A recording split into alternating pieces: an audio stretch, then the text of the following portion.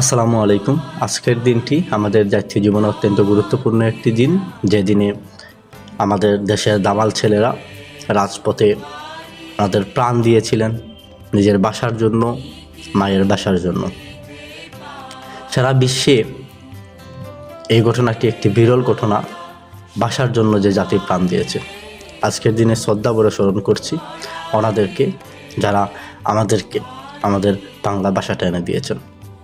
ওনাদের প্রতি শ্রদ্ধা জানিয়ে আজকে একটি কবিতা আবৃত্তি করব। কবিতাটি হচ্ছে 21-এর কবিতা, লিখেছেন আল মাহমুদ স্যার। ফেব্রুয়ারির 21 তারিখ, দুপুর বেলা রক্ত, বৃষ্টি নামে বৃষ্টি কোথায়, বরকতের রক্ত।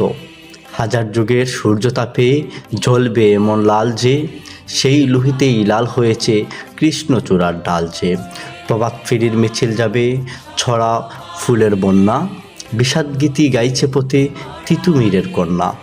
চিনতে নাকি সোনার ছেলে ক্ষুদিরামকে চিনতে, রুদ্ধশ্বাসে ফান দিল যে মুক্ত বাতাস কিনতে।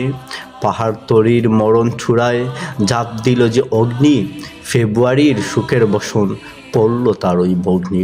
প্রভাত ফেরি আমায় নেবে সঙ্গে, বাংলা আমার বচন আমি জন্মেছি এই বঙ্গে। ধন্যবাদ সবাইকে।